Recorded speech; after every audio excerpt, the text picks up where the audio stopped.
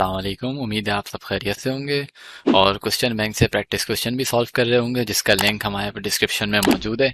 आज हमारे पास chapter number 3 हम डिस्कस करेंगे। ठीक है, इसके तमाम टॉपिक्स और हम लोग जो है वो इसके तमाम रेलेवेंट प्रॉब्लम्स की बात करेंगे। राइट, सबसे पहली चीज़ हमारे पास है डिस्टेंस। ठीक है, तो डिस्टेंस हमारे पास बेसिकली क्या है। जब भी हम डिस्टेंस की बात करते हैं तो इसको हम इस तरह से समझ सकते हैं। फॉर एग्ज़ाम्पल, हमारे पास ये एक पॉइंट ए है और हमें इस पॉइंट ए से पॉइंट बी तक जाना है। सही है, तो पॉइंट ए से बी तक जाने के लिए हमारे पास बहुत सारे रास्ते हो सकते हैं। ठीक है, हमारे पास पॉइंट ए से पॉइंट बी तक जाने के लिए बहुत सारे रास्ते हो सकते हैं। ठीक है, एक तो मैंने दिखा दिया स्ट्रेट लाइन से कि हम डायरेक्टली इस पॉइंट ए से हम लोग पॉइंट ए से पॉइंट बी पर आ जाएंगे। राइट, और एक बात ये वाला है, इसको हम कह रहे हैं कर्व पाथ बेसिकली। ठीक है, तो एक बात हमारे पास ये है, इसको हम फॉलो करते हुए पॉइंट बी तक आएंगे। दोनों में फ़र्क क्या है देखें। जब हम इस कर्व पाथ को फॉलो करेंगे तो बेसिकली इस कर्व पाथ में बहुत सारे अप्स एंड डाउन हैं। सही, तो अब पॉइंट ए से बी तक आना है, तो मुझे बताएं कि ज़्यादा जो है फासला कहाँ पे कवर होगा, इस पाथ पे कवर होगा या इस पाथ पे कवर होगा। जवाब है इस वाले पाथ पे ज़्यादा फासला कवर होगा। इस फासले को हम पढ़ते हैं डिस्टेंस। ठीक है, एस से इसको पढ़ते हैं distance. The path covered by a body in unit time is called distance. ठीक है, बेसिकली जो पाथ कवर कर रही है या पाथ जो है बॉडी के ज़रिए कवर किया जा रहा है यूनिट टाइम के अंदर, वो कहलाता है डिस्टेंस। ये इसकी डेफिनेशन है। अच्छा, डिस्टेंस को हम लोग एक और तरीके से देख सकते हैं, वो ये कि the path covered by a body in unit time is called distance. ये हमने नंबर 1 बात कर ली है। नंबर 2 हमारे पास क्या है कि the product of speed and time is called distance. अब ये कैसी बात है, देखें हमारे पास स्पीड का फॉर्मूला क्या होता है। अगर हमें जो है बेसिकली स्पीड फाइंड आउट करनी हो, एक बॉडी जो है वो इस पाथ पे मूव कर रही है और हमें जो है स्पीड फाइंड आउट करनी है। सही है, तो स्पीड किसके बराबर आएगा, तो स्पीड हमारे पास बेसिकली डिस्टेंस अपॉन टाइम के बराबर आएगा। ठीक है, तो डिस्टेंस अगर हम मालूम करना चाहें यहाँ से, तो डिस्टेंस किसके बराबर है, तो सिंपली आप इस टाइम को भेजेंगे मल्टीप्लाई में, तो ये हो जाएगा स्पीड इनटू टाइम। तो यहाँ पर ये तो चीज़ लिखी हुई है, the product of speed and time. ठीक है, स्पीड एंड टाइम का प्रोडक्ट क्या देगा हमें, डिस्टेंस। तो इसका मतलब डिस्टेंस की हमारे पास यहाँ पे एक डेफिनेशन मज़ीद बनी, और वो ये कि distance is equals speed multiply by time. तो टाइम को मैंने शॉर्ट में टी लिख दिया। तो अगर हम स्पीड और टाइम का प्रोडक्ट देखेंगे तो हमारे पास क्या आ जाएगा, डिस्टेंस आ जाएगा। राइट, तो ये इसकी सेकंड डेफिनेशन थी, the product of speed and time is called distance. Distance जो है बेसिकली हमारे पास स्केलर क्वांटिटी है। सही है, क्योंकि इसकी डायरेक्शन नहीं होती है, तो इसको आप लिख सकते हैं कि ये हमारे पास है स्केलर क्वांटिटी। ठीक है, तो अगर हमारे पास डिस्टेंस स्केलर क्वांटिटी है तो डिस्टेंस से क्या बनता है, स्पीड। तो स्पीड भी हमारे पास क्या हो जाएगा, स्केलर। ठीक है ना, स्पीड की भी डायरेक्शन नहीं होती है, तो स्पीड भी हमारे पास यहाँ से स्केलर क्वांटिटी बनेगा। राइट, अब हम आते हैं डिस्प्लेसमेंट की जानिब। डिस्प्लेसमेंट क्या है, तो डिस्प्लेसमेंट हमारे पास basically the shortest distance between two points, दो पॉइंट के दरमियान जो कम से कम फासला है वो कहलाता है डिस्प्लेसमेंट। यानी कि ये जो हमारे पास पॉइंट ए है और ये हमारे पास पॉइंट बी है, तो मैंने कहा शुरू में कि पॉइंट ए से बी तक हमने आना है, तो एक रास्ता तो ये, इसको हम फॉलो कर लें इस पाथ को। सही है, और एक हम ये डायरेक्ट भी तो आ सकते हैं। तो अब ये 2 पॉइंट के दरमियान शॉर्टेस्ट डिस्टेंस है, तो 2 पॉइंट के दरमियान शॉर्टेस्ट डिस्टेंस कहलाता है डिस्प्लेसमेंट।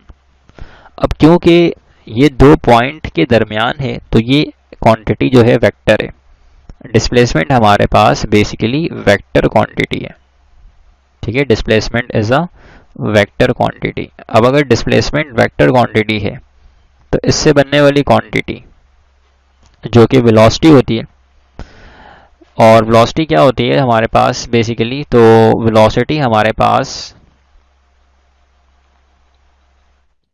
ये बराबर होती है डिस्प्लेसमेंट अपॉन टाइम के, ठीक है। डिस्प्लेसमेंट मैंने शॉर्ट में लिख दिया अपॉन टाइम। तो अब जाहिर सी बात है डिस्प्लेसमेंट वेक्टर क्वांटिटी है तो वेलोसिटी भी क्या होगी, वेक्टर क्वांटिटी होगी, ठीक है।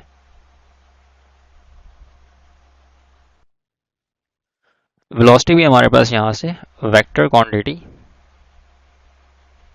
होगी, राइट। अच्छा, एक और डेफिनेशन यहाँ से डिस्प्लेसमेंट की ये बन सकती है कि the product of velocity and time. अगर हमने डिस्प्लेसमेंट देखना है तो ये डिस्प्लेसमेंट जो है ये हमारे पास, डिस्प्लेसमेंट को यहाँ से सेपरेट कर लें तो ये क्या बन जाएगा, वेलोसिटी इनटू टाइम। तो ये एक और डेफिनेशन हमारे पास यहाँ से सामने आती है जिस तरह से हमने स्पीड में देखा था, राइट। अब यहाँ से एक चीज़, एक मतलब की पॉइंट है वो मैं बता दूँ आपको समझने के एतबार से कि अगर हम वेलोसिटी की बात करें तो हेयर वेलोसिटी, ठीक है, हेयर इज वेलोसिटी,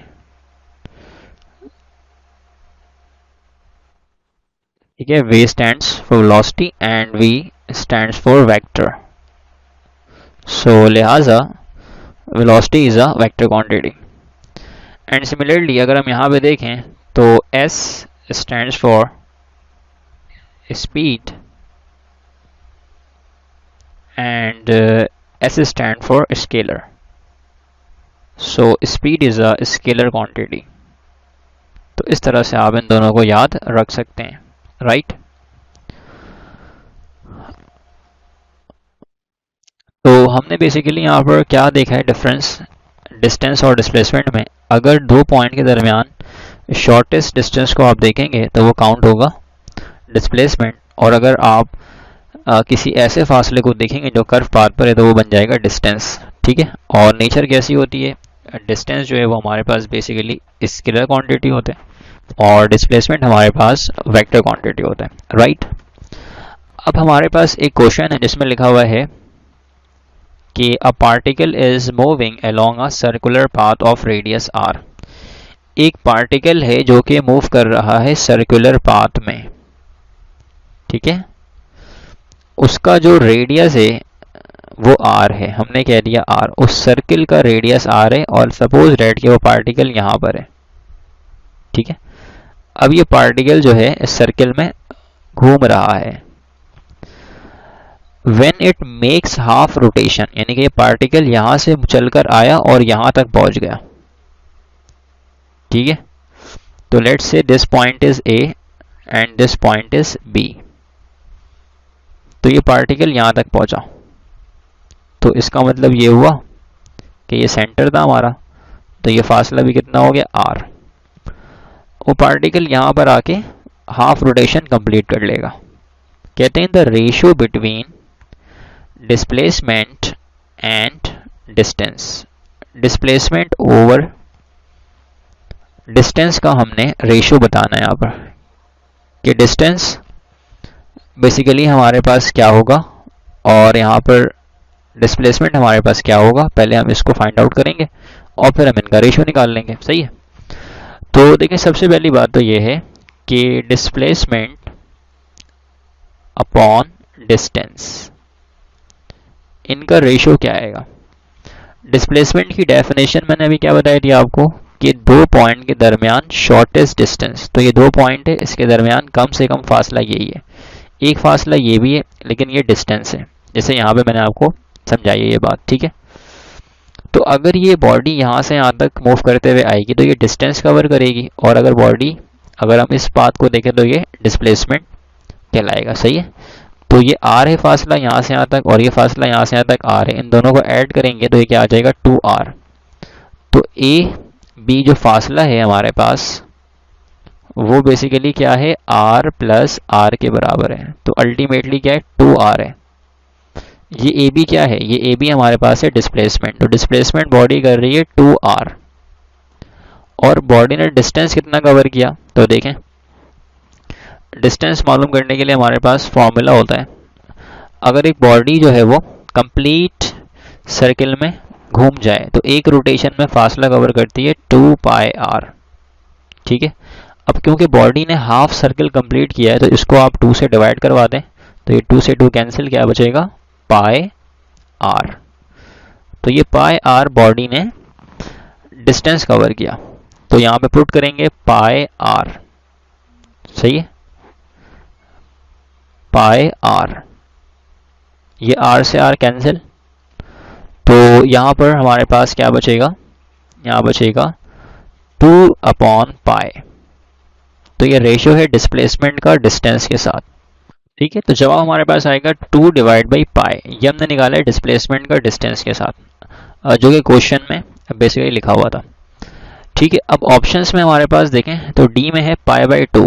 ये π/2 उस वक्त आएगा जब हम लोग रेशियो निकालेंगे डिस्टेंस का डिस्प्लेसमेंट के साथ।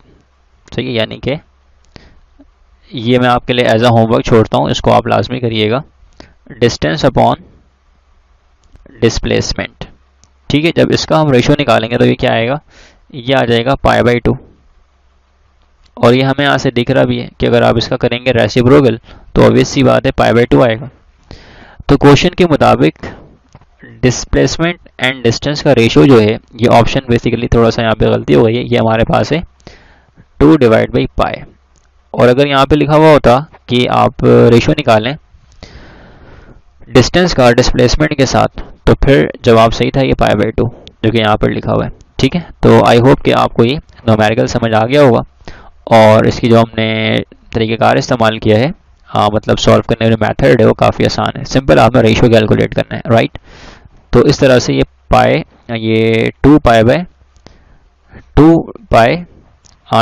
हो जाएगा। सही है, 2/π, सिंपल, ये हमारे पास आंसर है इसका। ठीक है, और यहाँ पे हमारे पास डिस्प्लेसमेंट टू डिस्टेंस कर लें, डिस्प्लेसमेंट टू डिस्टेंस। ठीक है, तो ये आ जाएगा 2/π। ओके, आगे चलते हैं। तो आगे हमारे पास एक न्यू टॉपिक आएगा जिसका नाम है वेलोसिटी। वेलोसिटी हमारे पास बेसिकली क्या है, तो द रेट ऑफ, ठीक है, the rate of change of displacement is called velocity. ठीक है, अगर हमारे पास एक पॉइंट है, इस पॉइंट से बॉडी इस पॉइंट तक जा रही है, let's say this is a straight line, so this is our straight line। अगर बॉडी इस पॉइंट ए से पॉइंट बी तक जा रही है तो अब जाहिर सी बात है बॉडी की पोजीशन चेंज हो रही है, यानी कि बॉडी जो है वो डिस्प्लेसमेंट कवर कर रही है।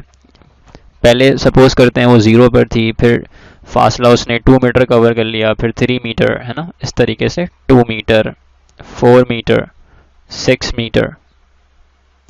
सही है, तो बॉडी क्या कर रही है, बेसिकली डिस्प्लेसमेंट कवर कर रही है, और ये डिस्प्लेसमेंट वक्त के साथ क्या होगा, चेंज होगा, है ना। तो अगर हम इसका रेट निकालेंगे, यानी कि velocity is equals displacement upon time. Rate की मीनिंग होती है आपने टाइम के रिस्पेक्ट से चेंज देखा है। ठीक है, डिस्प्लेसमेंट अपॉन टाइम, तो ये आपको वेलोसिटी दे देगा। फॉर एग्जांपल, आपने डिस्प्लेसमेंट कवर किया 2 मीटर का 1 सेकेंड में, तो ऊपर आप पुट करेंगे 2 और टाइम कितना होगा 1 सेकेंड।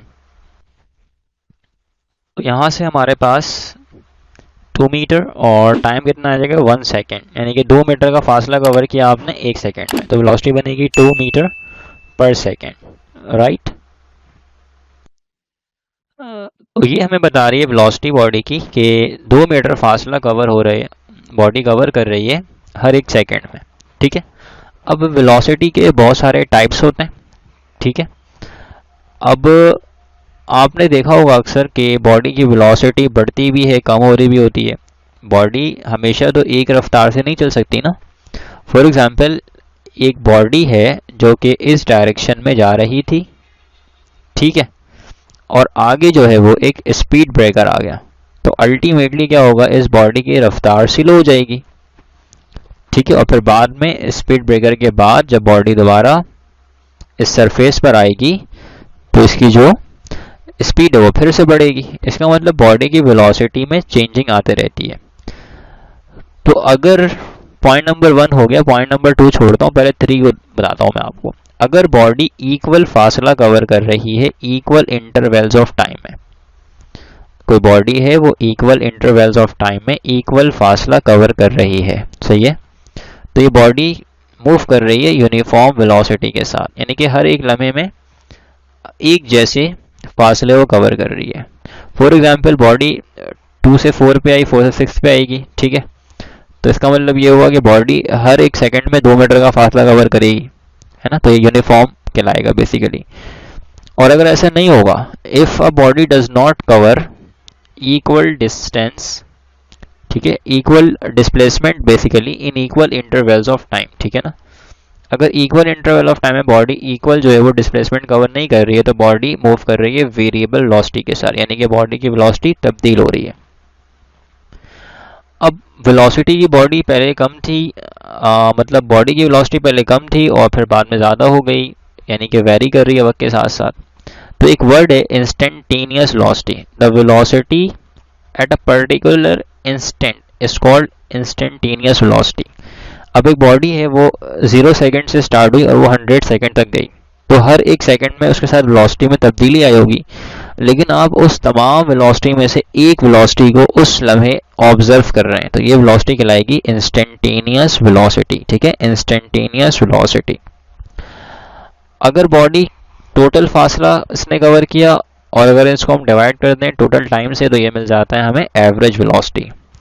तो लिहाजा एवरेज वेलोसिटी हमारे पास क्या है, s1 plus s2 plus s3 so on, ठीक है, sn तक total distance divide by total time, तो ये हो जाएगा t1 plus t2 plus t3, ठीक है, कहाँ तक, tn तक। तो total distance divide by total time क्या दे देगा आपको, एवरेज वेलोसिटी।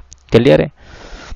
अब वेलोसिटी को हमने इतना कुछ देख लिया इसके बारे में, अब इसके फॉर्मूले को फाइनलाइज कर लेते हैं। तो वेलोसिटी बेसिकली क्या है, फॉर्मूला अब ये तो हो गया एवरेज वेलोसिटी, ये हमारे पास सिंपल वेलोसिटी है। तो सिंपल वेलोसिटी को लिखने का तरीक़ाकार हमारे पास ये है कि v बराबर है s अपॉन t के, बस इस तरह से हम लिखते हैं और वेक्टर इसे लगाते हैं क्योंकि आपको पता है कि डिस्प्लेसमेंट ओवर टाइम है ये, तो अगर डिस्प्लेसमेंट वेक्टर क्वांटिटी है तो वेलोसिटी भी वेक्टर क्वांटिटी होगा, राइट। अब हम लोग आते हैं आगे और हम देखते हैं एक्सेलरेशन को कि भाई एक्सेलरेशन क्या होती है। देखें एक्सेलरेशन क्या है, the rate of change of velocity is called acceleration. अब बॉडी चल रही है, बॉडी की वेलोसिटी में तब्दीली आ रही है, इस बॉडी की वेलोसिटी में तब्दीली को हम कहते हैं कि बॉडी में एक्सेलरेशन प्रोड्यूस हो रही है। फॉर एग्जांपल पहले बॉडी की वेलोसिटी थी 2 मीटर पर सेकेंड, थोड़ी देर के बाद उसकी वेलोसिटी हो गई 6 मीटर पर सेकेंड, ठीक है।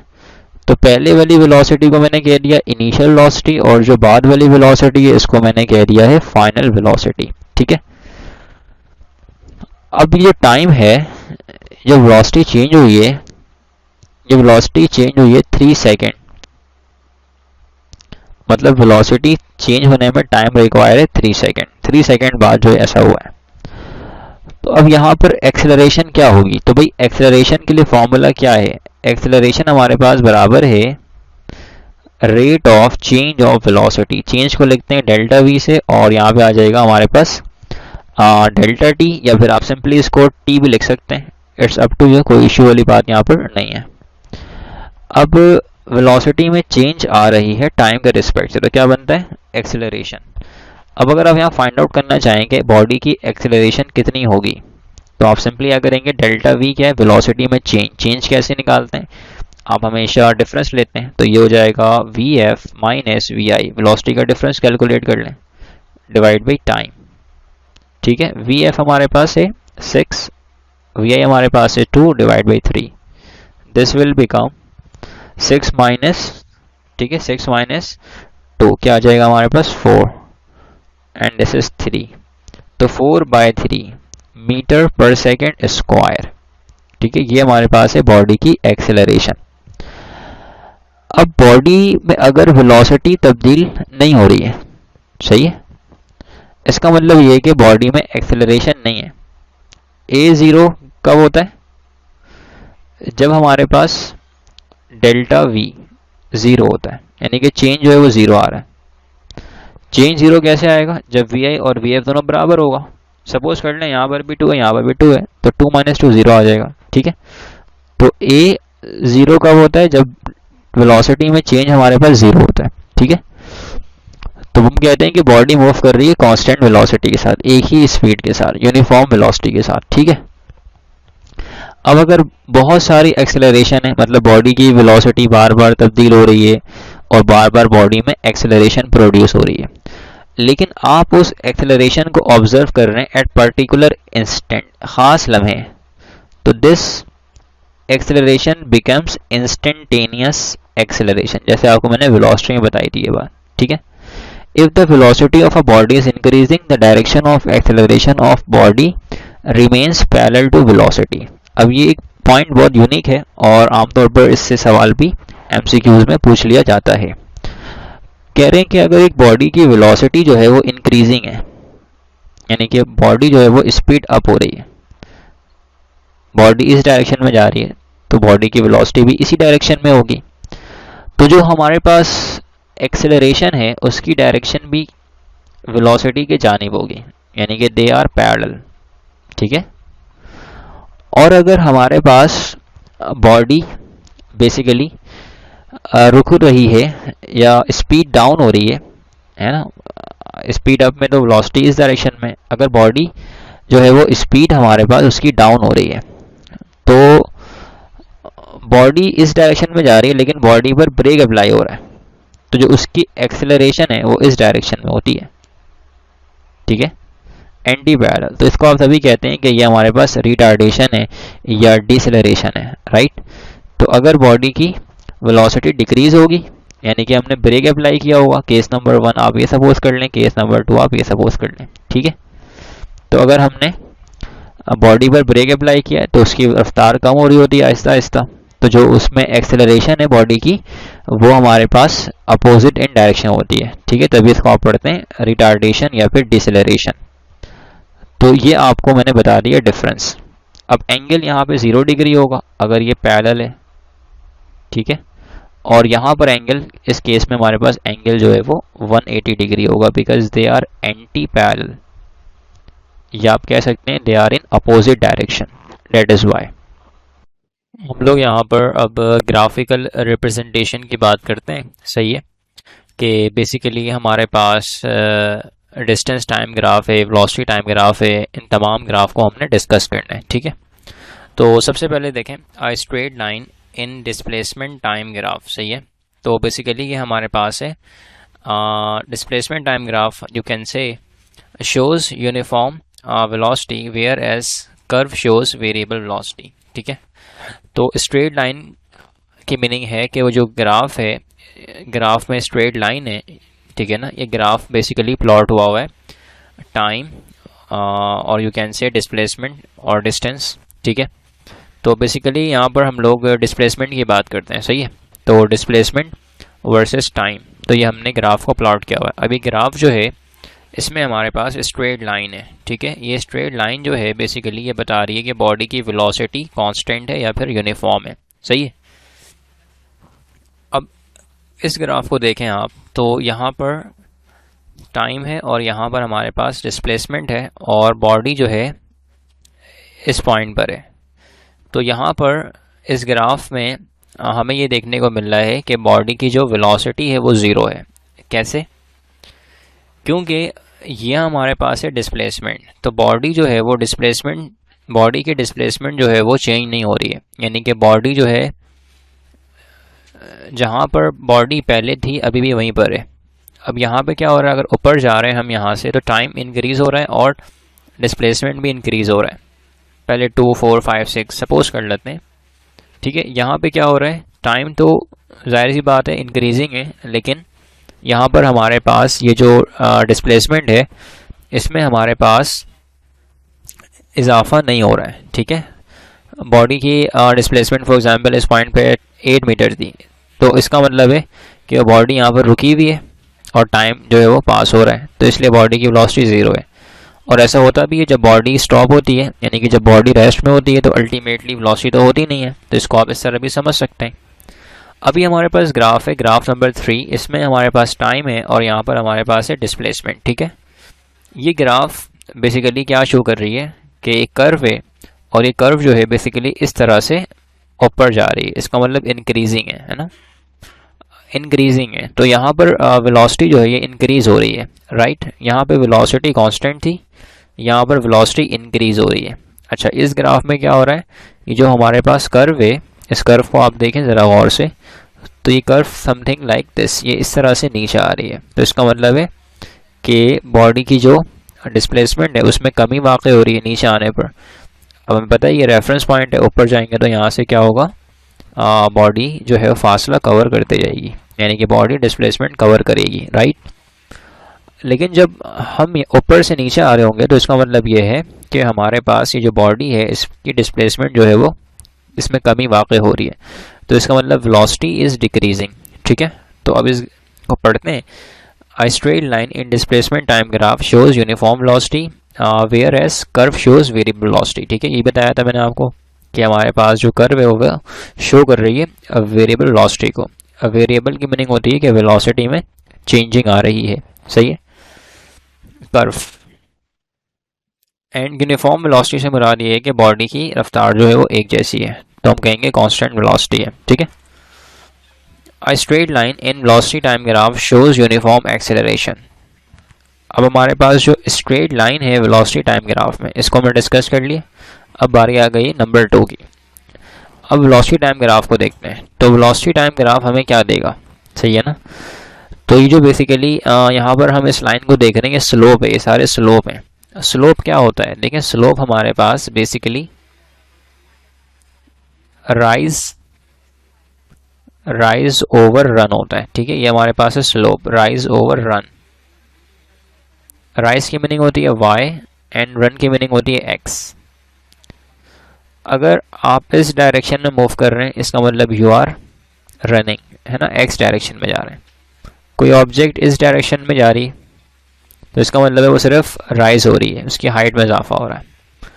लेकिन आप सपोज करें हम इस तरह से मूव कर रहे हैं, तो इस तरह से मूव करने पर क्या हो रहा है, राइज भी हो रहा है ना, एंड रन भी हो रहा है।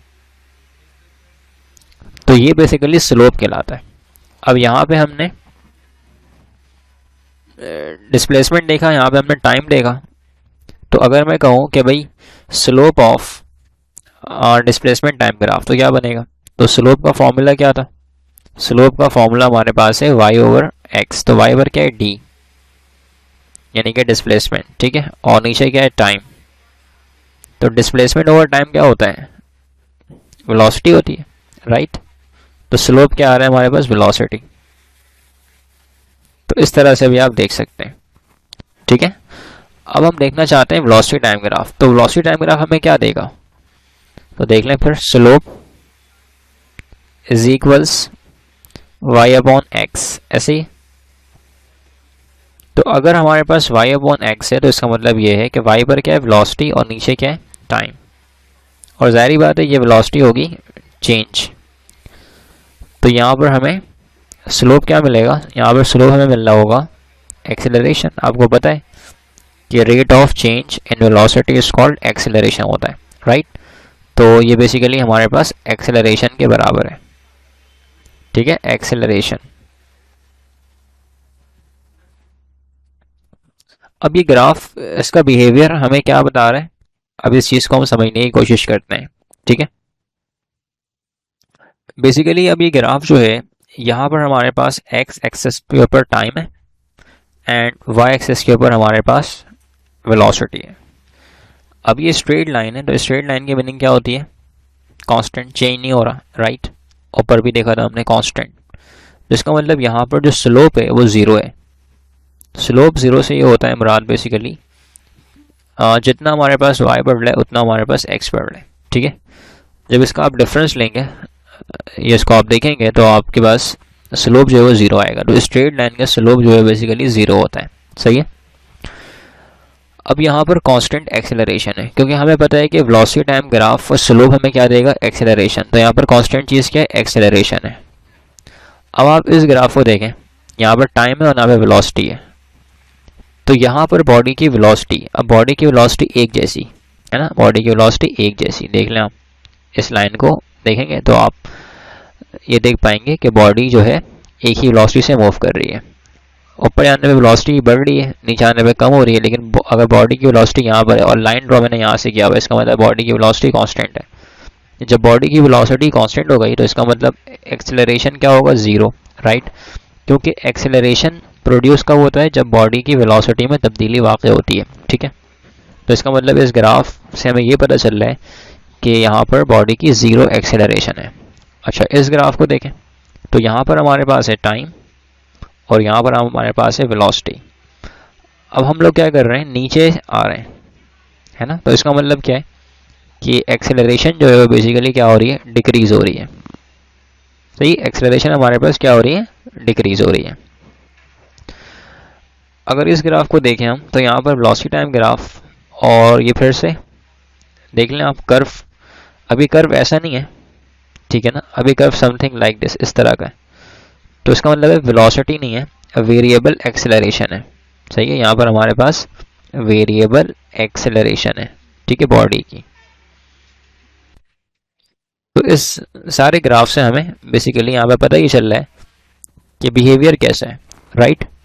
तो यहाँ पर हमने देखा डिस्प्लेसमेंट टाइम या फिर distance time graph, velocity time graph, उनके डिफरेंट बिहेवियर्स, ठीक है, कि किस तरह से बेसिकली बॉडी जो है वो मूव करती है और फिर हमें वेलोसिटी और फिर उससे बनने वाली क्वांटिटी एक्सेलरेशन देखने को मिलती है। Point number 3, displacement covered by a body is area under the curve of velocity time graph. सही है, बॉडी जो डिस्प्लेसमेंट कवर करती है बेसिकली वो क्या होता है, हमारे पास एरिया अंडर द कर्व होता है। फॉर एग्जांपल, ये हमारे पास है बॉडी की डिस्प्लेसमेंट, ये हमारे पास है टाइम। वेलोसिटी टाइम ग्राफ जो है वो हमें एरिया अंडर द कर्व देगी। सही, तो क्योंकि हमें पता है कि बॉडी की velocity v is equal S upon D होता है, राइट। तो s क्या आ जाएगा यहाँ से, डिस्टेंस, डिस्प्लेसमेंट इनटू वी, है ना। तो वेलोसिटी टाइम क्या देगा आपको, वेलोसिटी टाइम आपको हमें मिलेगा इससे, ठीक है, एरिया अंडर द कर्व, जो कि शो करेगा डिस्प्लेसमेंट को, राइट। तो अगर हम यहाँ से एक लाइन ड्रॉ करें और इस एरिया को हम शेडेड कर दें, ठीक है, तो इसका मतलब ये हुआ कि बॉडी ने इतना डिस्प्लेसमेंट किया है, right. Area under the curve देखते हैं, अगर हम यहाँ की बात करें तो यहाँ से आप इस तरह से ये बॉडी फासला कवर करेगी, जो भी एरिया है अंडर द कर्व उससे हमें देखना होता है, राइट। तो area under the curve basically आपको क्या बताता है, बॉडी की डिस्प्लेसमेंट, की बॉडी ने कितना फासला कवर किया है, ठीक है। तो ये हमने यहाँ पर तीनों पॉइंट को एक्सप्लेन कर लिया है, राइट। अब हम देखते हैं आगे कुछ टॉपिक्स और फिर प्रॉब्लम्स उसके। हमारे पास यहाँ पर इक्वेशंस, ठीक है, of uniformly accelerated rectilinear motion है, ठीक है। तो यहाँ पर बेसिकली एक बात याद रखिएगा हमेशा कि ये तीनों इक्वेशन आप इससे फेमिलियर हैं, और ये तीनों इक्वेशन जो है बेसिकली यूज़ होता है यूनिफॉर्मली एक्सेलरेटेड रेक्टिलिनियर मोशन के लिए। सही है, यानी कि बॉडी की जो एक्सेलरेशन है वो यूनिफॉर्म होनी चाहिए, ये कंडीशन है। तो इसको आप पढ़ते हैं फर्स्ट इक्वेशन ऑफ मोशन, और ज़ाहिर है ये हमारे पास है we F is equals V I plus A T. We F हमारे पास है बॉडी की फाइनल वेलोसिटी, वी आई हमारे पास है बॉडी की इनिशियल वेलोसिटी, ए हमारे पास है acceleration produce in a body and T हमारे पास है टाइम। तो this is first equation of motion, right.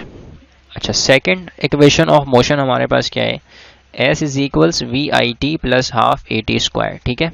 And third equation हमारे पास है we F square is equals V I square plus two A S. और इसको हम लोग बेसिकली इस तरह से भी लिखते हैं कि two A S is equals V F square minus V I square, ठीक है। इसको ऐसे भी लिखा जाता है। तो ये वही फॉर्म है, बस हमने क्या किया है कि इस वी आई को हमने यहाँ पर ला के माइनस करवा दिया है, right. So this is the equations of motion.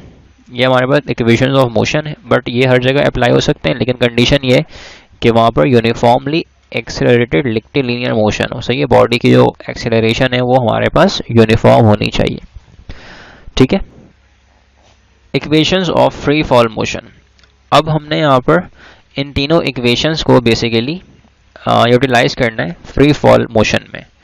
For example हमारे पास एक टावर है जिसकी हाइट है h, सही है। हमारे पास एक टावर जिसकी हाइट है h। अब इस हाइट पर हमने एक बॉल को प्लेस किया हुआ है, ठीक है। अब ये बॉल यहाँ से नीचे आएगी। अब हमने यहाँ पे कैलकुलेट करना होता है बेसिकली कि बॉडी ने कितना टाइम लिया नीचे आने में, कितना फासला कवर किया, बॉडी जब ज़मीन से टकराएगी तो उसकी velocity just before strike the ground क्या होगी, सही है, वगैरह वगैरह। तो हम ये चाहते हैं कि हम इन तीनों इक्वेशंस को बेसिकली फ्री फॉल मोशन के लिए लिखें। तो फ्री फॉल मोशन में बेसिकली एस को जो फासला होता है उसको हम रिप्लेस करवा देते हैं एच से, ठीक है। और हमारे पास जो एक्सेलरेशन होता है उसको हम रिप्लेस करते हैं जी से। और ये जी क्या है, basically acceleration due to gravity, सही जी। और इसकी वैल्यू से आप फेमिलियर हैं, इसको हम लोग 9.8 या फिर 10 लिखा करते हैं। तो हमने यहाँ पर यही किया। अब ये हमारे पास थी फर्स्ट इक्वेशन ऑफ मोशन, सही है। इसको हमने लिखा फ्री फॉल के लिए, तो ये हो गया V F is equals V I plus G T.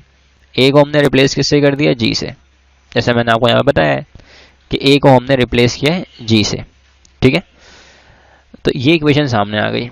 अच्छा, सेकंड इक्वेशन ऑफ मोशन हमारे पास है S is equals V I T plus half A T square, right.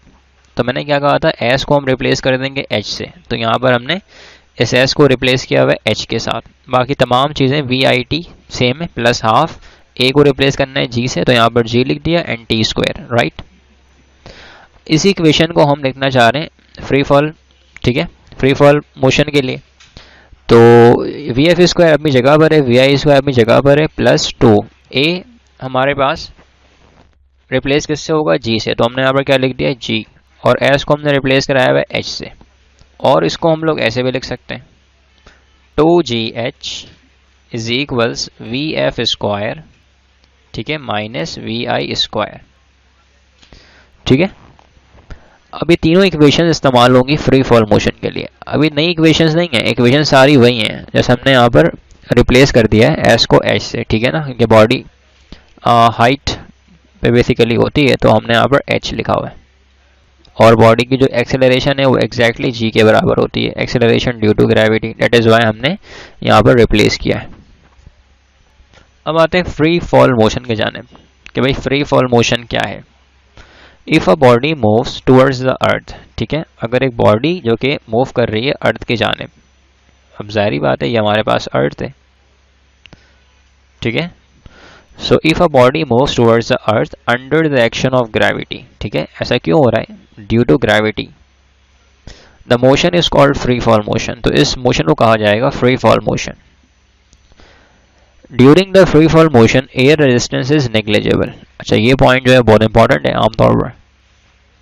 अगर हमारे पास फ्री फॉल मोशन वाली कंडीशन है, तो फ्री फॉल मोशन में जो एयर रेजिस्टेंस है वो नेग्लिजिबल है, यह आपने याद रखना है, ठीक है। If we consider the air resistance, the concept of terminal velocity arises. अगर हम यहाँ पर रेजिस्टेंस को कंसिडर करेंगे तो फिर हमारे पास जो है वो जो कॉन्सेप्ट है टर्मिनल वेलोसिटी का वो भी यहाँ पर हमें लेके आना पड़ेगा। सही, ये आप दो बातें याद रख लीजिएगा।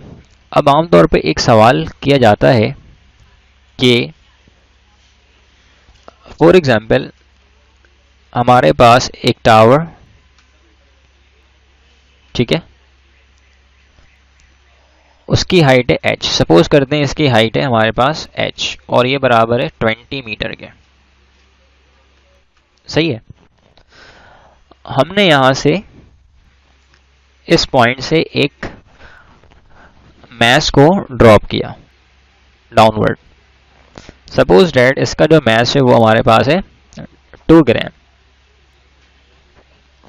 और हमारे पास एक बॉल है जिसका मैस है 5 kg। दो बॉडीज हैं जिनके मासेस मुख्तलिफ हैं, 2 ग्राम एंड 5 kg। ठीक है, इनको हमने एक साथ ड्रॉप कर दिया सेम हाइट से।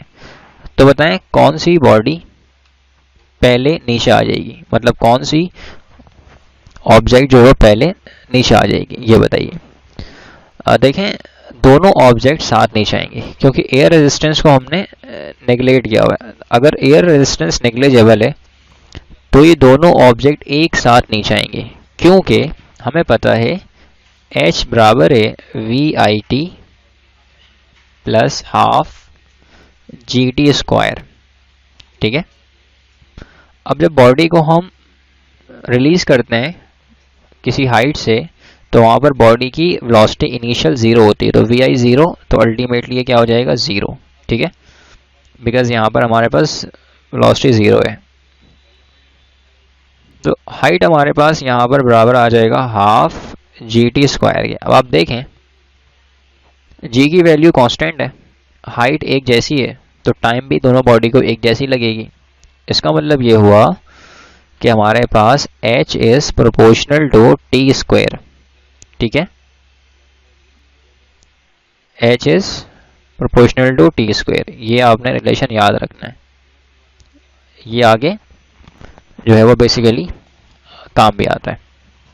ये इक्वेशंस वही हैं जो मैंने आपको बताई। ठीक है, अब एक क्वेश्चन देखें। क्वेश्चन ये है कि एक बॉडी है, ठीक है, और वो बॉडी फ्री फॉल मोशन में ऊपर से नीचे आ रही है। तो टाइम 1 सेकेंड, ठीक है, टाइम 2 सेकेंड, टाइम 3 सेकेंड। बताएं इनके हाइट के रेशियोज क्या होंगे। तो अभी मैंने क्या बताया था आपको कि हमारे पास जो h और t का रिलेशन है वो क्या है, डायरेक्ट है, बट टाइम का स्क्वायर है। तो अगर हमें इनके रेशियोज चाहिए h1, h2, h3, तो सिंपल है, टाइम 1 का स्क्वायर 1, 2 का स्क्वायर 4, 3 का स्क्वायर 9। जस्ट सिंपल ये आपके पास आंसर आ गया, राइट। ये बहुत ही ज़्यादा यूजफुल रिलेशन है और ये उस वक्त अप्लाई होता है जब हम बॉडी को ड्रॉप करते हैं किसी हाइट से। ठीक है, क्योंकि हमने इस फॉर्मूले को ड्राइव इसी बेस पे किया है कि जब बॉडी की वेलोसिटी इनिशियल 0 है, और ऐसा कब होगा जब बॉडी ऊपर से नीचे आएगी। ठीक है, तो अगर फ्रिक्शन मौजूद नहीं है, एयर रेजिस्टेंस मौजूद नहीं है, दोनों बॉडी एक साथ नीचे आएगी। और अगर एयर रेजिस्टेंस मौजूद है तो फिर जो बॉडी हैवी है वो पहले आ जाएगी, जैसा आमतौर पर हमें देखने को मिलता है।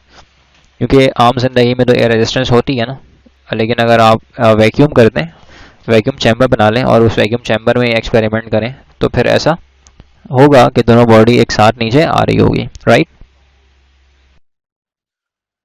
अब हमारे पास एक न्यूमेरिकल है जिसमें कहते हैं कि a spacecraft exploring a distant planet release a probe to explore the planet's surface. The probe falls freely a distance of 40 meters.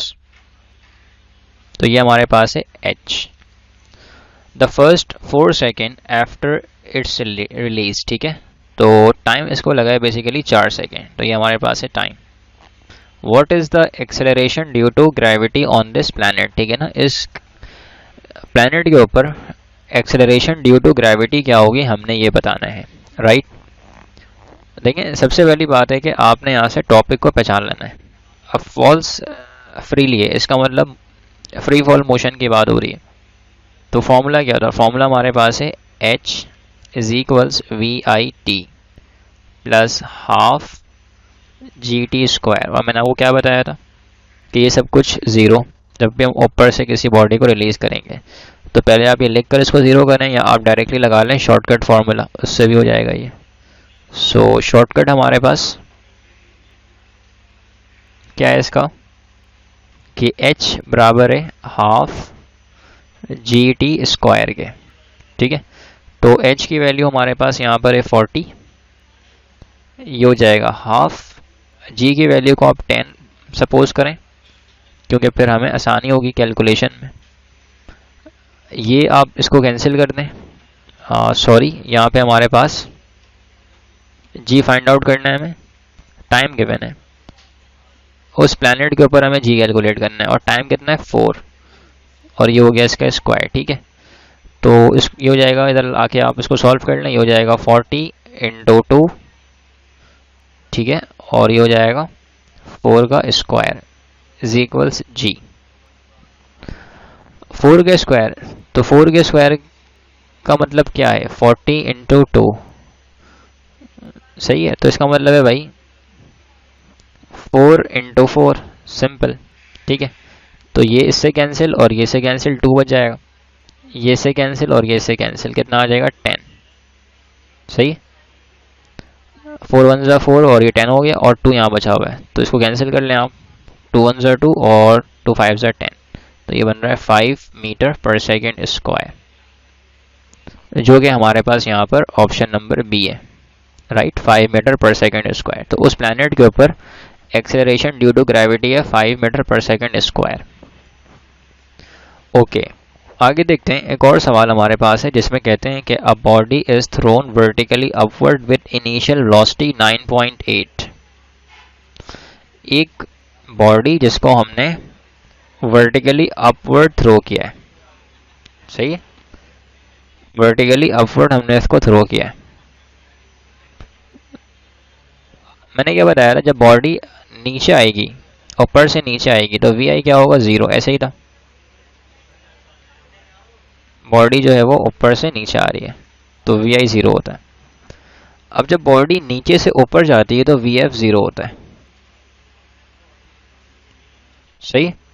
और जो बॉडी की होती है फाइनल वेलोसिटी वही बन जाती है इनिशियल, वापसी के सफ़र पे, राइट। तो यहाँ पर वी एफ हमारे पास 0 है। अब हमने बताना है कि बॉडी कितनी हाइट अटेन करेगी। अब देखें इसमें आप डायरेक्ट ये फॉर्मूला यूज़ नहीं कर सकते क्योंकि यहाँ पर वी आई की वैल्यू 0 नहीं है, सही है। तो अगर वी आई की वैल्यू हमारे पास 0 नहीं है तो हमारे पास ये फॉर्मूला इस्तेमाल नहीं हो सकता, ठीक है। तो इसका मतलब ये हुआ कि अब इसको हमें प्रॉपर सॉल्व करना पड़ेगा, राइट। तो फॉर्मूला क्या है, तो फॉर्मूला हमारे पास है 2GH, 2GH is equals V F square minus V I square, ठीक है। अब ये फॉर्मूला क्यों, पहले तो हम लोग ये फॉर्मूला इस्तेमाल कर रहे थे क्योंकि यहाँ पर हमें जो है वो टाइम के बारे में हम जानते थे, ठीक है। तो ये फॉर्मूला उस वक्त यूज़ करते हैं जब हमें टाइम पता नहीं हो, राइट। तो यहाँ पे इस क्वेश्चन में टाइम कहीं पर भी नहीं दिया हुआ है, तो इसलिए ये फॉर्मूला यूज़ करना है हमें। अब टू जी की वैल्यू को आप 9.8 सपोज कर लें, सही है। एच हमारे पास फाइंड आउट करना है, वी एफ स्क्वायर हमारे पास है 0, तो ये हो जाएगा स्क्वायर, ठीक है। अच्छा एक काम करते हैं, यहाँ पर जी की वैल्यू को हम लोग 10 लिखते हैं, तो ये हो जाएगा हमारे पास बेसिकली 2, जी की वैल्यू -10, माइनस इसलिए क्योंकि अभी बॉडी जो है अगेंस्ट द ग्रेविटी जा रही है, तो यहाँ पर साइन जो माइनस आएगा। 10 मैंने इससे सपोज किया ताकि कैलकुलेशन में हमें आसानी हो जाए, ठीक है। माइनस वी आई की वैल्यू हमारे पास थी यहाँ पर 9.8, ठीक है। तो मैं इस वी आई को भी 10 सपोज कर रहा हूँ, तो यहाँ पे आ जाएगा 10 का स्क्वायर, ठीक है। तो ये हो जाएगा -20H, 0 का स्क्वायर 0 और ये हो जाएगा 100, ठीक है, माइनस से माइनस कैंसिल कर दें, मतलब ज़ीरो तो वैसे ही ख़त्म हो जाएगा। तो चलें एक और स्टेप कर लेते हैं यहाँ पे, अभी कैंसिल नहीं करें इसको आप, सही है। इसको यहाँ माइनस छोड़ दें, यहाँ पर माइनस और यहाँ पर भी माइनस, तो ये हो जाएगा -20h -100, ठीक है। अब माइनस से माइनस कैंसिल करवा दें, तो h हमारे पास हो जाएगा 100/20, ठीक है। ये 0 से 0 कैंसिल करें, 2 1 2, 2 5 10, तो h हमारे पास आ रहा है बेसिकली 5 मीटर। अब हम अपने आंसर, हमने अप्रोक्सीमेट आंसर निकाला है, मतलब हमने सपोज किया है, एग्जैक्ट तो नहीं है ना, तो इसका मतलब जो हमारा आंसर है वो 5 के करीब करीब वाला है, जो कि डी है 4.9। तो ये हमारे पास राइट आंसर है, ठीक है। तो हमेशा ऐसे ही करें, जब भी आपको कैलकुलेशन करनी हो तो आप अप्रोक्सीमेशन लेकर चलें, क्योंकि एग्जैक्ट आप सॉल्व करना, अब टाइम इतना होता नहीं है और एग्जैक्ट सॉल्व करने में टाइम लग जाता है, सही है। तो इसीलिए अप्रोक्सीमेशन लेकर चलेंगे तो आसानी हो जाएगी, और फिर आंसर आप चेक करते हैं आसपास वाली आपको मिल जाती है, ठीक है। अब देखें 5 मीटर आंसर आ रहा है मेरे पास, इसका मतलब 24.9 तो होगा नहीं, सी, बी भी नहीं होगा काफ़ी बड़ा है, 8 भी नहीं होगा काफ़ी बड़ा है, तो बचा कौन सा, सी, डी बचा, तो डी हमारे पास राइट आंसर है, ठीक है। अब एक और क्वेश्चन है, इसमें लिखा हुआ है a police jeep is following, इसको हम अब देखते हैं। कहते हैं कि a police jeep is following a car, एक पुलिस जीप है जो कार को फॉलो कर रही है, एक कार को फॉलो कर रही है जिस कार की स्पीड है 120 मीटर पर सेकेंड, ठीक है। A police jeep is following a car, sorry, ये लिखा हुआ है कि a police jeep is following a car with speed of 120 metre per second, ये जीप की वेलोसिटी है, ठीक है। Fires an object with speed 80 metre per second, basically उसने एक जो है वो ऑब्जेक्ट को फायर किया है, सही है, लाइक बुलेट वगैरह की आप मिसाल समझ सकते हैं, लेकिन यहाँ पर मेंशन नहीं है तो हम जर्नलाइज कर लेते हैं, ऑब्जेक्ट लिखा हुआ है। तो एक ऑब्जेक्ट को उसने फायर किया और उसकी जो वेलोसिटी है, स्पीड है, वो कितनी है, 80 मीटर पर सेकेंड। तो इसको आप कह सकते हैं कि वेलोसिटी ऑफ ऑब्जेक्ट, ठीक है। और ये हमारे पास है वेलोसिटी ऑफ जिप, तो इसको आप लिख दें जे से, वेलोसिटी ऑफ जिप, ठीक है। If car is moving with speed of 170 metre per second, ये कार की स्पीड है, how fast will object hit the car, car जो है वो ऑब्जेक्ट जो है बेसिकली कार को कितने स्पीड के साथ हिट करेगा, हमने ये बताना है, राइट। तो सबसे पहले यहाँ पर हम लोग डाटा अरेंज करते हैं, तो हमारे पास है वेलोसिटी ऑफ जिप जो कि बराबर है 120 मीटर पर सेकेंड, ठीक है। वेलोसिटी ऑफ ऑब्जेक्ट हमारे पास यहाँ पर है, ठीक है, 80 मीटर पर सेकेंड, राइट। ये हमारे पास है वेलोसिटी ऑफ ऑब्जेक्ट। अच्छा, कार की जो स्पीड है वो हमारे पास है बेसिकली, इसको आप लिख दें car VC 170 metre per second, ठीक है। तो कहते हैं कि how fast will object hit the car, तो जब ये ऑब्जेक्ट इस कार तक पहुंचेगी तो इसकी जो वेलोसिटी है ये बनेगी VE, इफेक्टिव, ठीक है ना, इफेक्टिव वेलोसिटी, जब भी कार को हिट कर रही होगी।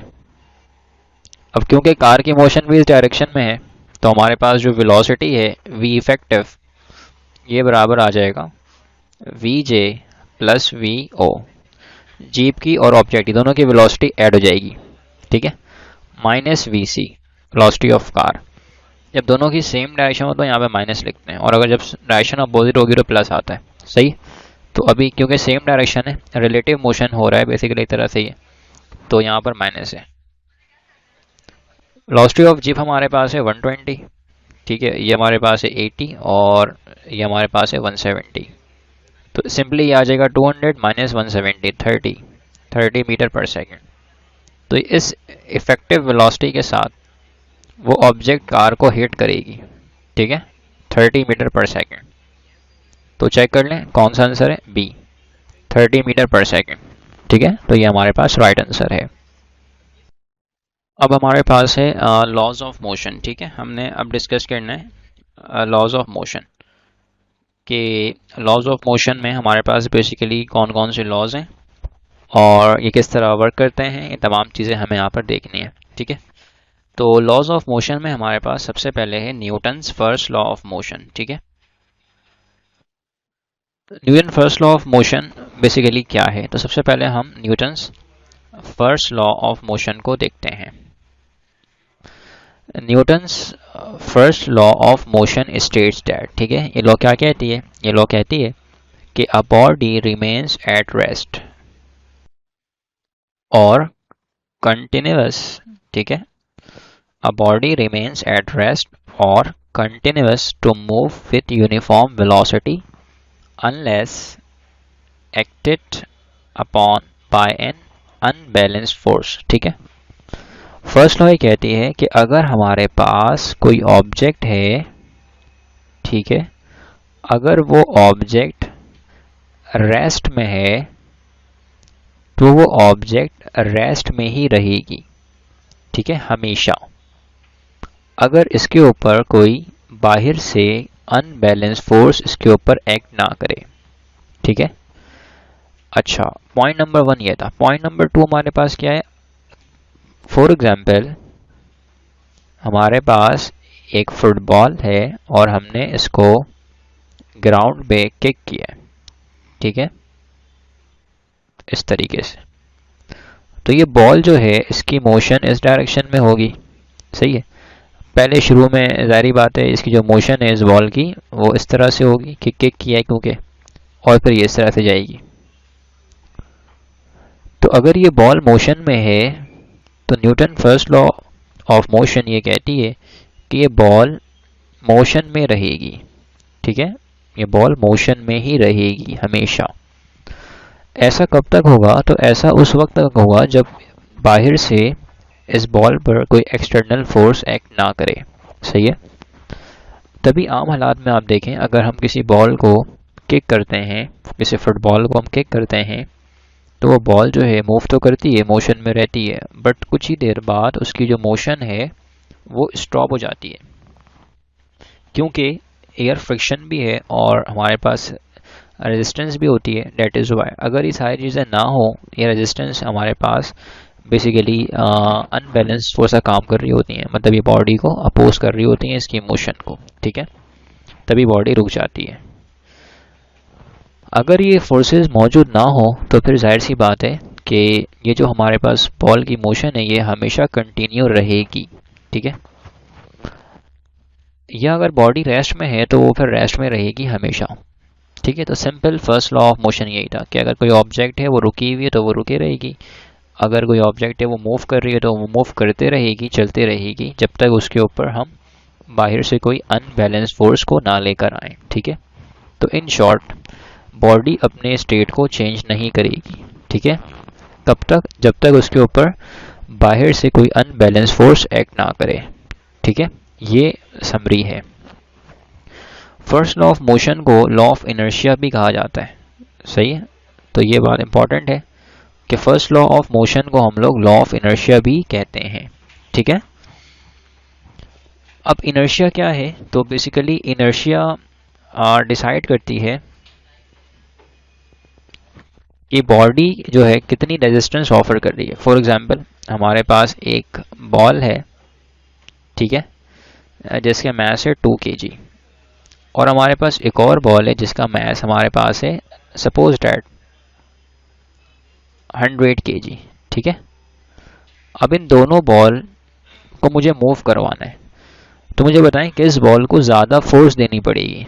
तो जवाब है 100 kg वाले बॉल को हमें ज़्यादा फोर्स देनी पड़ेगी और 2 kg वाले मास को हमें कम फोर्स देनी पड़ेगी, ठीक है। तो इनर्शिया बेसिकली रेजिस्टेंस ऑफर करती है, एक तरह से आप समझ लें। इनर्शिया को हम मेजर नहीं कर सकते, आप मास को मेजर कर लें, आप इनर्शिया बता सकते हैं, ठीक है। तो mass is the direct measure of inertia, ठीक है, मास के जरिए आप इनर्शिया मालूम करते हैं। या आप इसको इस तरह समझ लेंगे ये दोनों बॉडीज मूव कर रही थी, अब इनको रोकना है, तो किस वाली बॉडी को रोकना आसान है? जवाब है 2 kg वाली बॉडी को रोकना आसान है क्योंकि इस बॉडी का इनर्शिया कम है, राइट। तो इसको आप आराम से रोक सकते हैं, ठीक है। और 100 kg वाले मास को रोकना थोड़ा सा मुश्किल है क्योंकि इसकी मास ज़्यादा है, इसका मतलब है इसकी इनर्शिया भी ज़्यादा होगी, ठीक है। तो first law of motion basically हमें कॉन्सेप्ट ऑफ इनर्शिया भी समझाता है, ठीक है। अब हम लोग आते हैं Newton second law of motion में। Newton second law of motion क्या है? तो second law of motion states that force acting on a body generates an acceleration in the direction of force. ठीक है, जब हम लोग किसी बॉडी पर फोर्स लगाते हैं, सपोज डैट कि ये हमारे पास एक ऑब्जेक्ट है, हमने इसके ऊपर फोर्स एक्ट करवाया, ठीक है, तो इस बॉडी में जो है एक्सेलरेशन प्रोड्यूस हो जाएगी इन द डायरेक्शन ऑफ फोर्स। किसकी डायरेक्शन में? फोर्स की डायरेक्शन में। जिस डायरेक्शन में फोर्स है उसी डायरेक्शन में एक्सेलरेशन भी होगी। ठीक है, लेकिन यहाँ पर एक कॉन्सेप्ट है, वो ये कि अगर आप देखें तो F इज इक्वल्स ma है, तो अगर हम मास को कांस्टेंट कर दें, यानी कि सेम मैसेस के ऊपर, फॉर एग्जांपल हमारे पास एक मैस है, सपोज डैट ये 1 kg है, ठीक है, और एक और मैस है, ये भी हमारे पास 1 kg है। ठीक है, अब हमने दोनों सेम मैसेस पर, इस पर मैंने यहाँ से फोर्स लगा दिया है 2 न्यूटन और यहाँ से मैंने इसके ऊपर फोर्स लगा दिया है 4 न्यूटन। ठीक है, तो बताइए एक्सेलरेशन किस में ज़्यादा प्रोड्यूस होगी, इस वाली बॉडी में या इस वाली बॉडी में? जवाब है इस वाली बॉडी में एक्सेलरेशन ज़्यादा होगी, क्योंकि इनका यहाँ पर आपस में डायरेक्ट रिलेशन है एट कांस्टेंट मास, अगर हम मास को कांस्टेंट करते हैं। ठीक है, अच्छा, अगर हम यहाँ पर अब मास को हम कांस्टेंट ना करें, ठीक है, फॉर एग्जांपल हमारे पास एक मास है, फिर से इसको हमने कह दिया ये 1 kg है, और एक और ऑब्जेक्ट जिसके मास को हमने कह दिया सपोज डैट 2 kg है। ठीक है, अब क्योंकि हमें पता है कि F इज इक्वल्स ma है, ठीक है, F इज इक्वल्स ma है, राइट, तो F इज इक्वल्स ma। ठीक है, अब यहां से हम m को ले आते हैं डिवाइड में, तो ये हो जाएगा F is equals m is equals a। ठीक है, अब मासेस हमारे पास हैं डिफरेंट। ठीक है, अब मैंने इस बॉडी के ऊपर यहाँ से 2 न्यूटन फोर्स एक्ट करवाया और यहाँ से इस बॉडी पर मैंने 2 न्यूटन फोर्स एक्ट करवाया। इसका मतलब अब फोर्स क्या है? सेम है दोनों बॉडी पर। तो बताइए कि इस बॉडी में ज़्यादा एक्सेलरेशन प्रोड्यूस हो जाएगी। जवाब है उस बॉडी में ज़्यादा एक्सेलरेशन प्रोड्यूस हो जाएगी जिसका मास कम होगा। ठीक है, तो इसीलिए अगर मास कम है हमारे पास तो एक्सेलरेशन क्या होगी? ज़्यादा होगी। ठीक है, तो अगर आप सेम फोर्स एक छोटे बच्चे की साइकिल के ऊपर लगाएं और एक हैवी ट्रक के ऊपर लगाएं, तो जितना फासला वो छोटे बच्चे की साइकिल कवर कर सकती है उतना फासला वो ट्रक नहीं करेगी। ठीक है ना, क्योंकि बॉडी में एक्सेलरेशन उतनी प्रोड्यूस होगी नहीं, तो मास ज़्यादा हो जाएगा तो एक्सेलरेशन बॉडी में कम हो जाएगी एट कांस्टेंट फोर्स। तो ये बहुत ही यूजफुल रिलेशन हमें देखने को मिला Newton second law of motion में। ठीक है, तो Newton second law of motion हमें ये समझाता है कि भाई जिस डायरेक्शन में फोर्स लगेगी बॉडी में एक्सेलरेशन उसी डायरेक्शन में प्रोड्यूस होगी। Right, okay, now move forward and see Newton's third law of motion, last but not the least. ठीक है, अब हम लोग यहाँ पर डिस्कस करना चाहते हैं न्यूटन्स के थर्ड लॉ को। Third law of motion states that for every action there is always an equal and opposite reaction. ठीक है, हर एक्शन का बेसिकली रिएक्शन होता है जो कि इक्वल होता है एंड अपोजिट होता है। ठीक है, डायरेक्शन में रिएक्शन फोर्स और normal force is always perpendicular. सही है, हमारे पास जो नॉर्मल फोर्स है या फिर रिएक्शन फोर्स है वो बेसिकली क्या होती है? परपेंडिकुलर होती है, हमेशा हमेशा परपेंडिकुलर होती है। राइट, ये बात आप याद रखिएगा। अच्छा, इसको हम लोग थर्ड लॉ को मज़ीद थोड़ा सा समझ लेते हैं, यहाँ पर क्लासीफाई कर लेते हैं कि इसको हम इन डेप्थ कैसे देख सकते हैं। तो अगर हम यहाँ पे इस थर्ड लॉ को मज़ीद एक्सप्लेन करने की कोशिश करें तो थर्ड लॉ, फॉर एग्जांपल हमारे पास ये एक वॉल है, सही है, हम जो है इस वॉल के ऊपर एक बॉल को थ्रो कर रहे हैं। ठीक है, ये हमने बॉल इस दीवार के ऊपर थ्रो कर दिया, तो ये हमारे पास बेसिकली एक्शन कहलाएगा, ऐसे ही, और ये बॉल फिर इस दीवार इसके ऊपर फोर्स लगाकर वापस इसको भेज देगी अपनी जगह पर, तो ये बन जाएगा रिएक्शन। राइट, लेकिन एक बात याद रखें कि यहाँ पे न्यूटन्स थर्ड लॉ एप्लीकेबल नहीं होगा। उसकी वजह क्या है? अब आप कहेंगे यहाँ पर एक्शन भी है, रिएक्शन भी है, फिर क्यों यहाँ पर थर्ड लॉ एप्लीकेबल नहीं होगा? ठीक है ना। तो लेकिन याद रखें कि इस वाले कंडीशन में थर्ड लॉ एप्लीकेबल नहीं है, क्योंकि जब हमने इस बॉल के ऊपर फोर्स लगाया, जाहिर बात है ये बॉल तो खुद ही मूव नहीं करेगा ना, हमने इसके ऊपर फोर्स लगाया, हमने इस बॉल पर एक्शन किया, एक्शन करके हमने वॉल तक पहुंचाया है, ये हमारे पास है वॉल। ठीक है, जब ये बॉल वॉल तक पहुंचा तो फिर वॉल ने इसके ऊपर अगेन फोर्स लगा दिया और इस वॉल ने रिएक्शन कर दिया इस ऑब्जेक्ट के ऊपर। ठीक है, और ये वापस आ गया। तो एक्शन और रिएक्शन किस बॉडी पर हुआ? बॉल पर हुआ, सही है ना। तो यहां पर इस वाले केस में हमारे पास action and reaction, action and reaction take place on same body. ठीक है, एक ही बॉडी पर एक्शन भी हो गया और रिएक्शन भी हो गया ऑन सेम बॉडी। लिहाजा यहां पे Newton's third law is not applicable.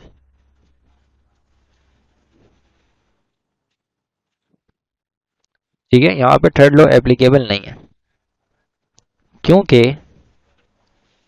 हमें पता है Newton's law, third law of motion ये कहती है कि action and reaction takes place on two different bodies।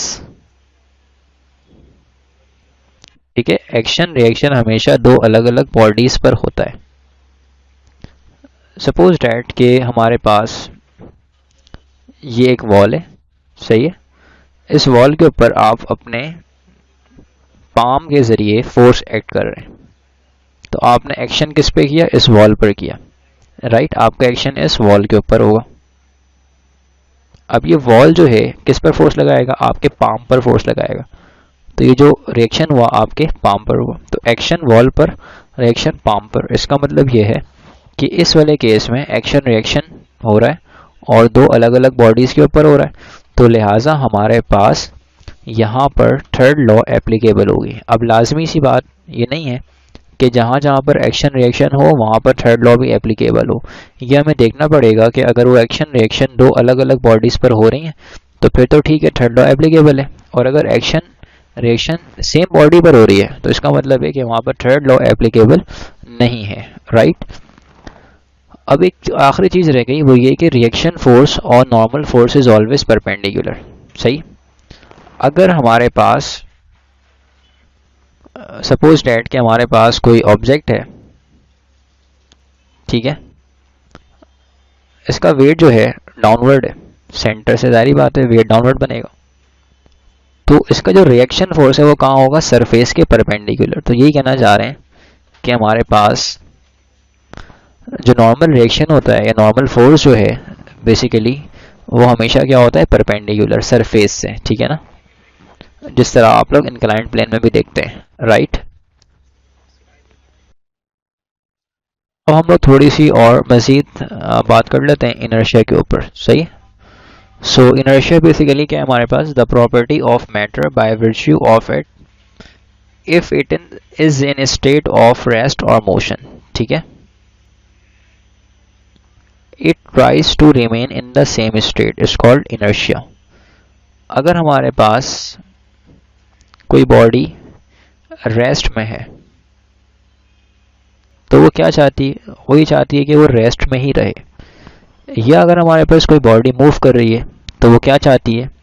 कि वो मूव करते रहे, राइट। इसका मतलब बॉडी जिस स्टेट में होती है वो बॉडी अपनी उस स्टेट को मेंटेन रखना चाहती है, यानी कि उसी हालत में कायम रहना चाहती है।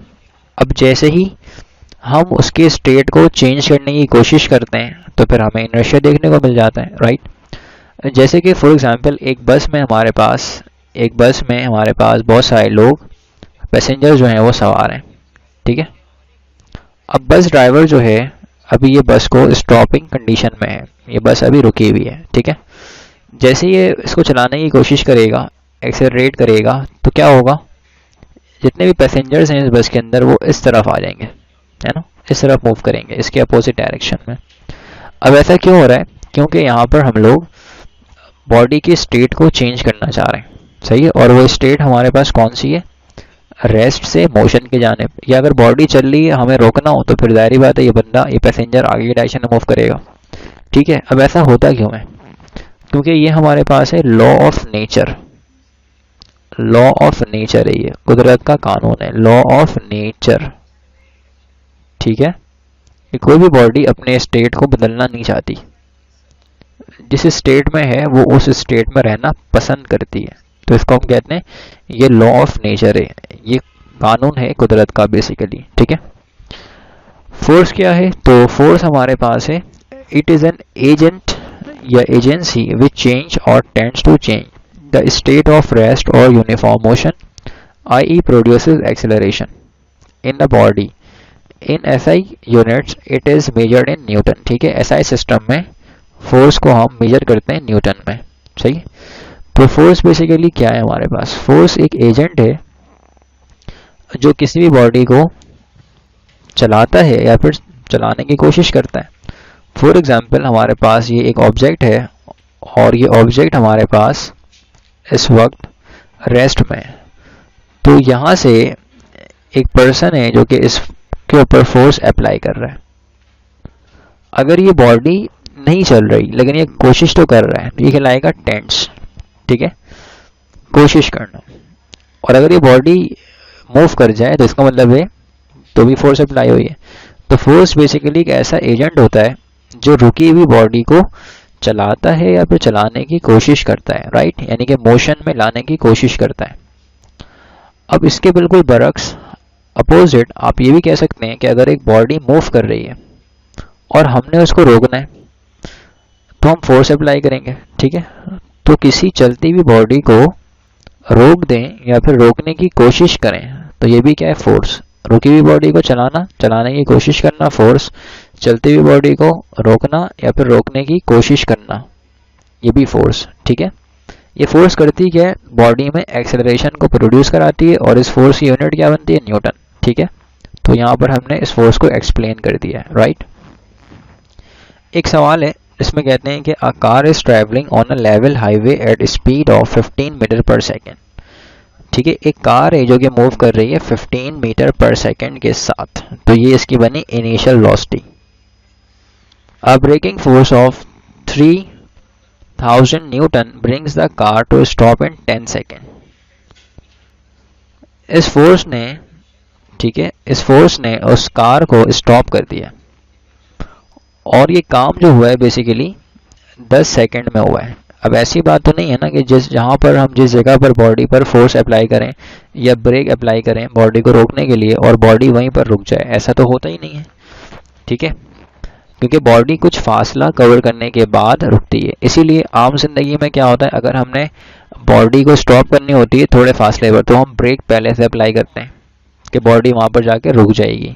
ऐसा नहीं होता कि बिल्कुल सडन हम जहाँ पे रोकना है हमने वहीं ब्रेक अप्लाई कर दिया, ऐसा नहीं हो सकता, ठीक है।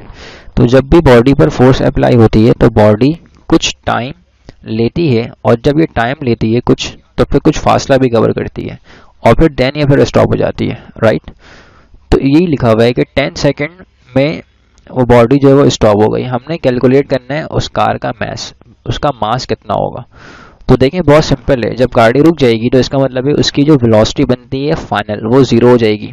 तो इसका मतलब यहाँ पर VI की वैल्यू हमारे पास है 15 मीटर पर सेकेंड, ठीक है। VF की वैल्यू हमारे पास है 0। टाइम कितना दिया हुआ हमारे पास, टाइम दिया हुआ है 10 सेकेंड। फोर्स की वैल्यू हमारे पास कितनी है, फोर्स की वैल्यू हमारे पास है 3000 न्यूटन, ठीक है। हमने उस कार के मास को कैलकुलेट करना है। तो according to Newton second law of motion F is equals ma होता है, राइट। तो यहाँ से अगर हम मास को सेपरेट करवा लेंगे तो ये हो जाएगा F अपॉन a। अब ये एक्सेलरेशन हम कहाँ से लाएंगे, तो हमें पता है भाई एक्सेलरेशन बराबर है rate of change in velocity, ठीक है। तो ये हो जाएगा V F minus V I upon time. अब वी एफ हमारे पास है 0, वी आई की वैल्यू हमारे पास है 15 और ये आ जाएगा हमारे पास 10, ठीक है। तो ये आ जाएगा -15 divide by 10 metre per second square. इसको आप सॉल्व करने की ज़रूरत नहीं है, इसको आप इसी फॉर्म में छोड़ दें क्योंकि आगे ये मज़े सिंप्लीफाई होगा, ठीक है। ये हमारे पास है ए। अब इस ए की वैल्यू को हमने पुट करना है ऊपर। अच्छा, फोर्स थी ब्रेकिंग। ब्रेकिंग फोर्स जो होती है हमेशा होती है अपोजिट बॉडी के मोशन के। तो यहाँ पर आ जाएगा बेसिकली -3000, ठीक है। फोर्स क्योंकि हमारे पास कौन सी है, ब्रेकिंग फोर्स है, रोकने वाली फोर्स है। तो रोकने वाली फोर्स जो है बेसिकली वो बॉडी के अपोजिट डायरेक्शन में होती है, राइट। अब हमने क्या करना है, यहाँ पे वैल्यूज पुट करनी है। तो एफ हमारे पास है -3000, ठीक है। और ए हमने क्या फाइंड आउट किया, -15 डिवाइड बाई 10। तो ये माइनस से माइनस कैंसिल कर दें, अब ये ऊपर आ जाएगा तो ये हो जाएगा 3000 मल्टीप्लाई बाई 10 और नीचे कितना आ जाएगा, नीचे आ जाएगा हमारे पास 15।